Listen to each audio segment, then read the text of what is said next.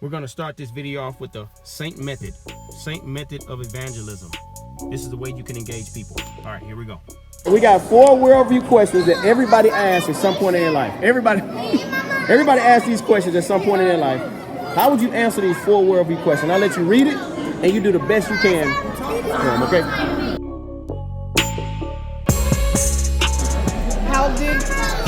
How did we get here? How did we get here? God created the world for man to live and multiply. Wow. 2, why do we exist? Why do we exist? Because God said so.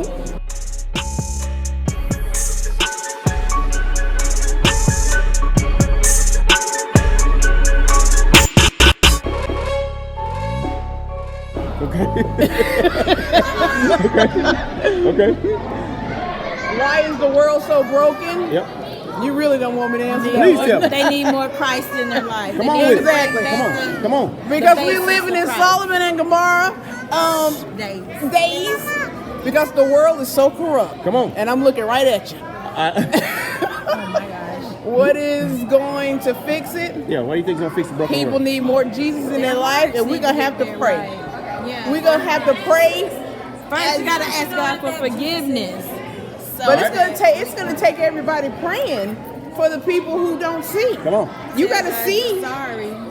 You gotta see you're wrong before you Yes, can ma'am. try to get right. All right, so I'm going to make it hit home for you personally, all right? Okay.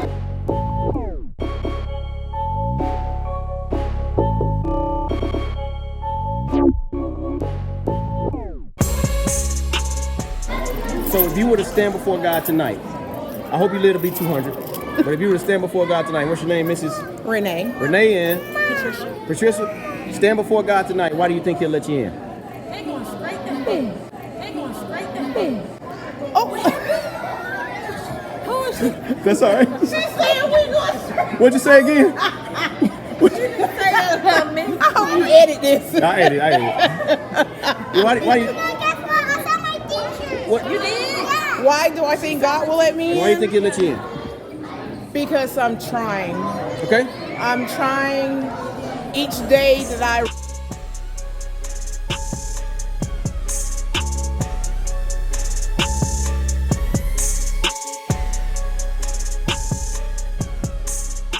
realize I'm doing something wrong. I try to fix it and Okay. keep moving In other forward. words, she's dying daily. Dying daily. She Exactly. is I like that accepting word. Christ in her life, and she knows that she's on the right track. Yep. So that when Christ does call for her to come home, You too. she can stay home. Well, he was talking All to you right. at first. Can y'all hold my video? I'm gonna show you something real quick. Sure. Hold my video. Hold it and to you? videotape me. Videotape me. I'm gonna show you something. Here's my top, right? All right, now watch.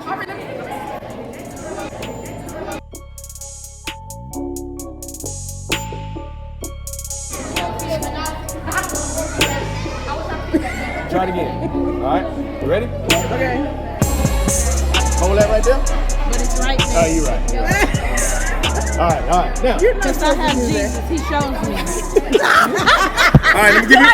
Pulling that over my eyes. All right. Let me give you one more. My eyes are wide.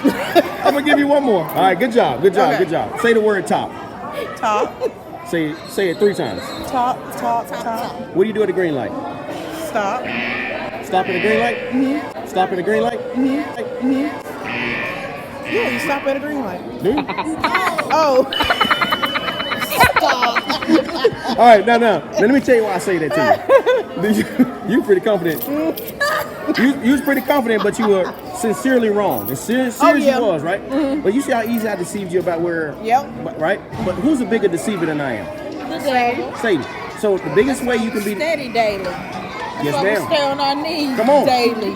That's why we stay focused on him, so that we won't be so easily tricked by. Well, let me give you the good person test before you leave. Let me give you the good person test. Okay. Y'all heard of the 10 Commandments? Yes. Y'all know what they're designed to do?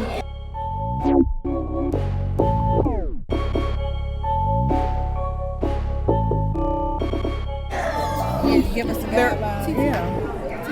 They're there to guide you. You're gonna be surprised by what you're right. There are guidelines, but they're actually to show you what your heart is like. So let me give you the good Say person again? test. It's to show you what your heart is like. Okay. Like when you get up in the morning time, why do you look in the mirror? I don't. Until I get it right. Well, you wanna repair.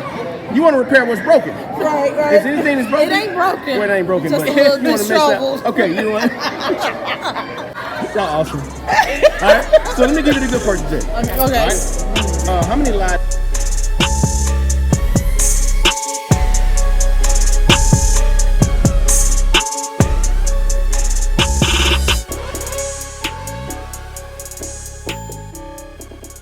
Have you told in your life? How many lies? Yes. Oh, we can't even count. Can't even count. What do you call somebody to tell a bunch of lies? Before, in my previous life. Okay, previous life. All right. What do you call somebody to tell a bunch of lies? Habitual liar. Deceiver. I have you ever stolen something? Some of them? Have you ever stolen anything? I'm sure I have. What do you call When I somebody was to steal? little. A thief. Jesus said if you look at someone lustfully, you commit adultery in your heart. Have you ever looked at someone with lust or had sex outside of God's design? That's a little bit of previous life. Same. Previous. Guilty? Just thinking about it, right? What letter is in the middle of the word sin? I'm changing it around. All right. Anytime I do what I want to do instead of what God wants, we have just violated the first commandment. Is you should not have any other gods before me. Right. Who do we just exalt over? Who do we just exalt over God? Anytime you're in darkness, allowing the devil to come in, then you deceive God. Have you ever been angry with somebody? You almost felt like you can like put some damage on them. Road rage. Yeah, back in the day. Back in the day? Yeah, we've grown from that. We're mature. Yeah. All right. We're mature. So what does the Bible equate that sin with? Being angry with somebody, you almost felt like you could put some pain on them. You know what the Bible equates that with? Murder. That's what I kill, right? I knew that. But I thought you was coming from another angle. No. So I'm not judging you, ladies, but by your own admission, you're a liar, a thief, an adulterer. Used to be. You trying to throw me back there? No, I'm not trying to throw you back. Okay. You want adulterer? Not adulterer. Okay. Well, based on us looking in lust, based on what Jesus said about adultery. I didn't lust. That wasn't one of my kids. That's not one. Okay, not one of yours. You better than I used to am. lie though. Used to what?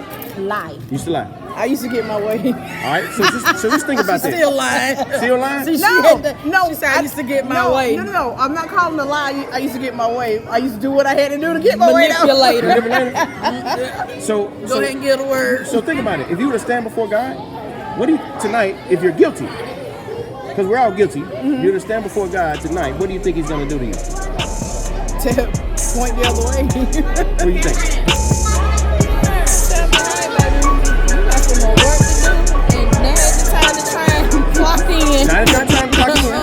So what is your defense on the day of judgment? Like right now, knowing that we're all guilty. Because He's already laid it out for us. It's a choice that we made. Yes, ma'am. So at the end of the day, you can't cry.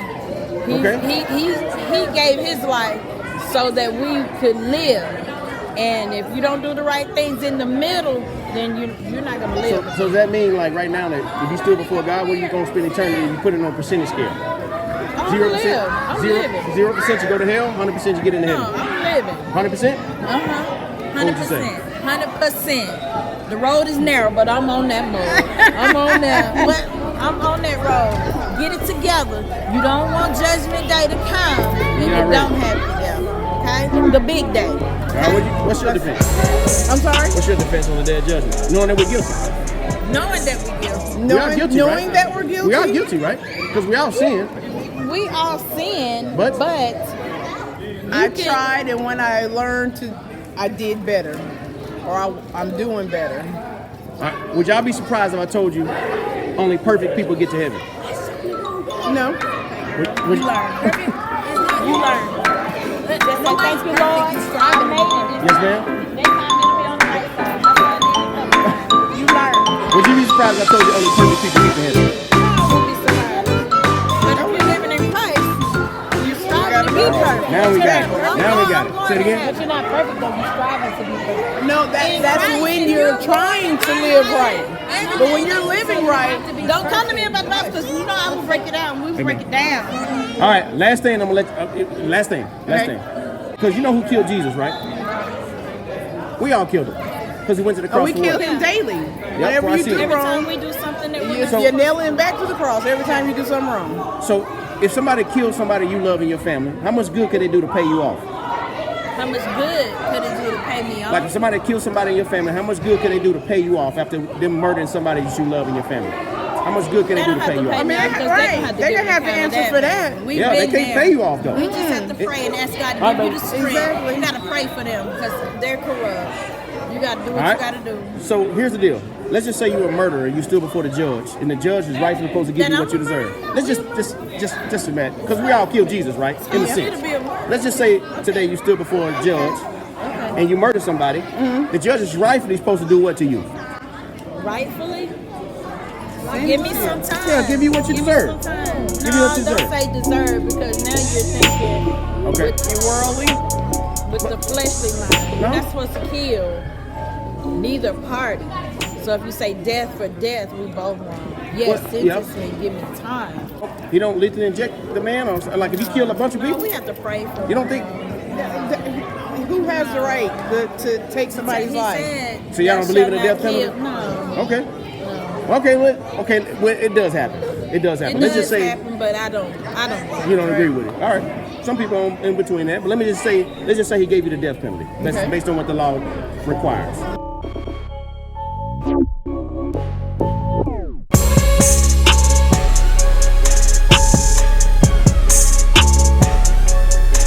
Well, they put you in that electric chair, right? They're about to flip the switch on you. And all of a sudden, the judge that rightfully gave you your execution date comes to your execution room and he's standing before you. You're surprised because you about to get your life taken away from you. And here's the judge that rightfully gave my sentence standing in front of me. What is he doing here? Well, he calls his 18-year-old son in the room. And his 18-year-old son comes in and he looks at you with the most compassionate eyes you ever seen in your life. He says, "Daddy, give me the keys." So he takes the keys from his daddy, the judge, and he goes over and unhooks all of your straps, and he sits in your place and tells you to stand next to the chair. So you confused, you're trying to figure out, like, what is this judge doing? What is this judge's son doing? He sits in the place and he says, "Daddy, come over." His daddy comes over and straps his 18-year-old son in the chair. Puts the electrical bucket on his head. The judge goes out of the room, he takes his hand and he flips the switch, executing his innocent son for you to murder. The judge comes back in the room and looks at his 18-year-old son's body, hits the ground and starts crying uncontrollably. And he looks at you after he composes himself and he says, "If you would accept what my son has done in this chair, I can no longer charge you. My innocent son has paid your fine. You're free to go." Would you accept it or would you reject it? I would accept it because it's already done, but that's what Christ has already done for us. That's exactly right. If you truly accepted that, how would you live your life according to what the mercy of the judge has showed you? How would you live your life? I don't have to sin no more. Man, you wouldn't want to. You may sin, but you wouldn't want to. What 2,000 years ago, this is why God sent his son.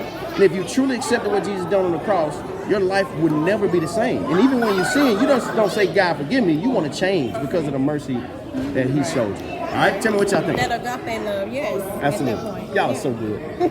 Y'all, thank y'all. Y'all got any last thing? Y'all do got a good teacher. Where y'all go to church at? We go to Salvation Word of Life. I was going to invite y'all here. I was going to invite y'all here, but y'all already locked in. I'm here several times just to visit, but I'm locked in where I am. Come on, we get the word. So as long as you're being fed. Come on. Let's go. And we can touch and agree on some things and bring some strongholds down. We're good. Y'all are awesome. You got anything? We come here, kids come. It's awesome, man. Yeah, it's all about. You got anything to add to that?